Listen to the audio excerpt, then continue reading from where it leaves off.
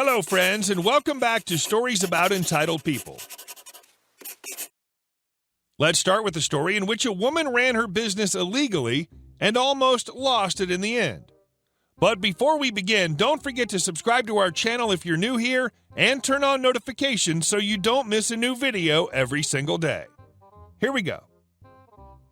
Hide kids at your daycare? Enjoy losing half your business?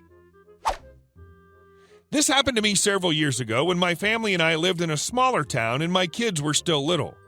Certain details have been changed to protect people's identities. My wife and I were looking for childcare for our two kids, a 2-year-old and a 6-month-old baby girl. Our coworker recommended an in-home daycare that her son goes to. We toured the house and the lady seemed nice enough, plus we trusted our coworker, mistake, so we went ahead. From the beginning, things seemed a bit off. First, she had trouble receiving our payment, which was straight from our bank. Fine, she's a bit disorganized, but spends her energy on the kids. Over the week, she was getting more cagey with us, not letting us step 1 foot inside the house when we picked up the little ones.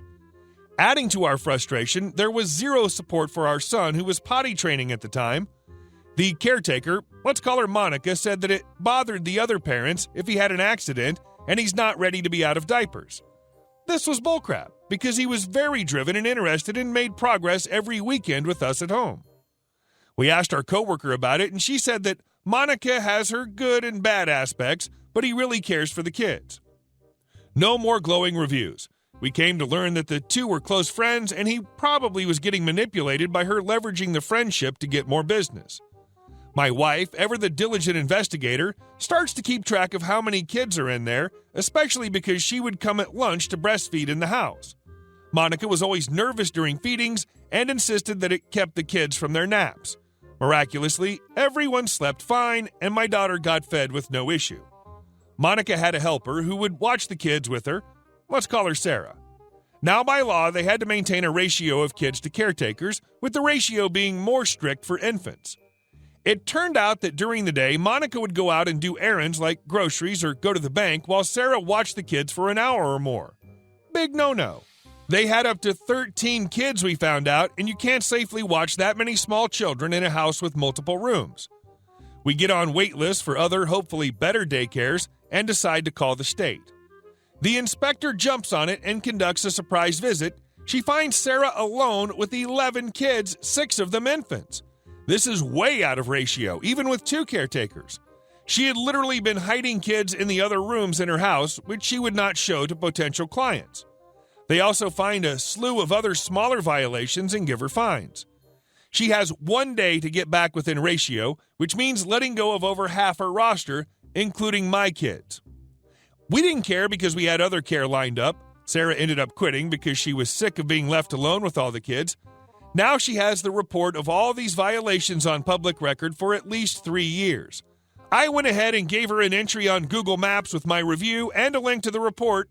Anyone that Googles her name will see it. F you, Monica. Several months later, we hear how she's looking for kids to care for since the other families got wind of it and sought out better care. Good luck with that. And our second story. Annoying the head of the HOA. A friend of mine not too long ago painted his house. He lives in a development that has an HOA. He admits that he and his wife made the first mistake by not reading the HOA handbook close enough, so they didn't realize they had to get the color approved by the HOA. On the first day of painting, the head of the HOA stopped by and talked to them, made small talk, talked about ways to make painting the house easier, etc. At this time, the HOA head knew they hadn't gotten the color approved because he sits on the 3-person panel that approves the colors. However, he opted not to say anything to them. Instead, he waited until they had the entire house painted, then told them the color was not approved because there were too many other houses with a similar color. It was a lighter shade of green. So, faced with having to spend the time and money to repaint the entire house, he and his wife decided to get a little revenge. They submitted the form and color swatch for the new color and were approved. Knowing the panel had to take time out of their lives to meet every time they submit a color, they decided to submit another color swatch and form saying they had changed their minds. This color was one they knew would never be approved. As assumed, it was denied. They had to submit again, and again they submitted a color they knew would never be approved. Again, they were denied. They repeated this 4 or 5 times before the HOA had contacted them and told them the first swatch they submitted was still approved and not to submit another swatch for approval. They were tired of playing games. He replied telling him that it turns out that color's no longer available and they needed to submit one last swatch, which of course was a color they knew would not be approved. This time, the HOA told them if they submitted another unapprovable swatch, they would be fined and billed for the panel's time.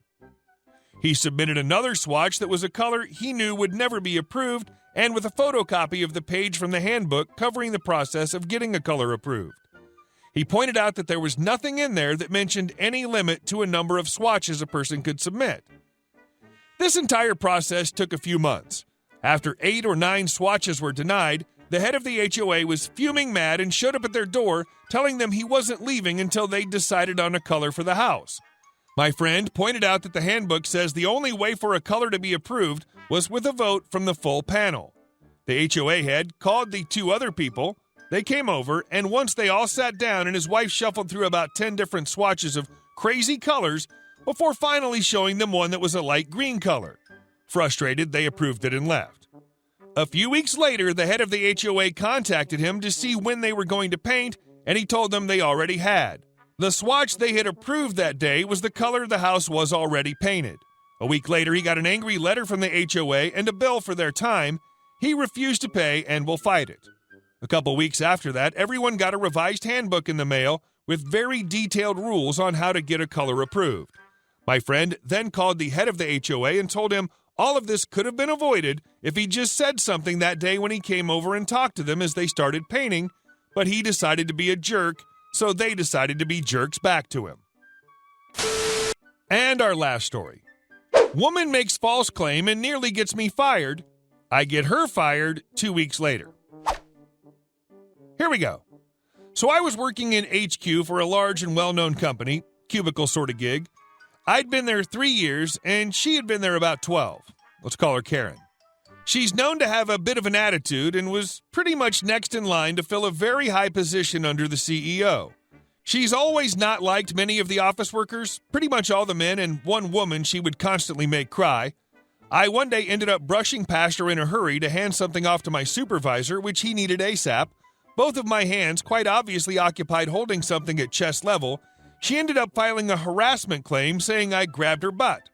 After 2 weeks of hellish unpleasantness, I ended up getting my supervisor to pull cam footage as they were pretty much about to term me, which saved my butt. Well, I'm friends with a guy she likes to talk to, even though he doesn't much like her. I ended up giving him my recorder pin a few weeks later and got him to try and egg her into talking about trying to get me fired.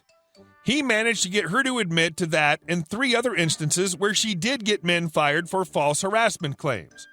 I ended up getting the recording back, made a few copies, and ended up handing them off to HR. Each of the other 3 men in question via email, my boss and his boss, her husband anonymously, and everybody on the board.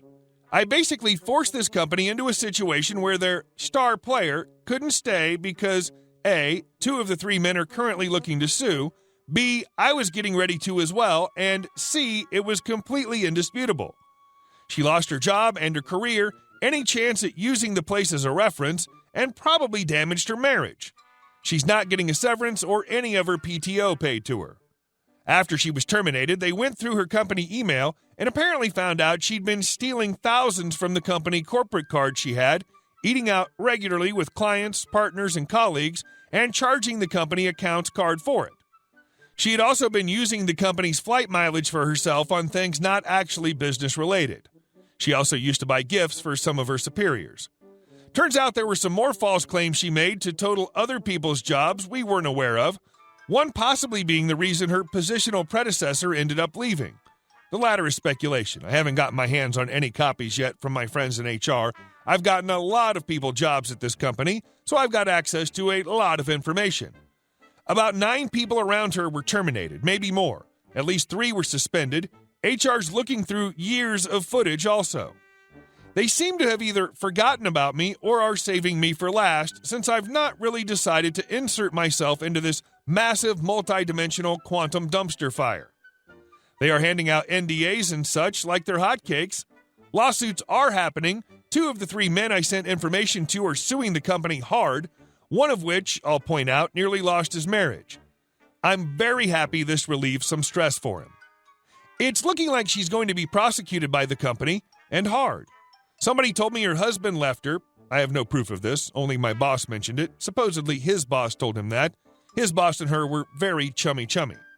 My friend, the one who took the recording for me, took a huge severance, 9 months of normal pay and his PTO, and is starting at Big Tech Company, starting with an S, in 4 weeks. They decided to get him on board early. Originally, he started in January. Also, she sent me another message saying I'm the most evil person she's ever met, whom got away with something terrible, and she hopes I die. Me. Okay, how's your husband? Hey guys, thank you all for watching the video. I'll see you in the next one.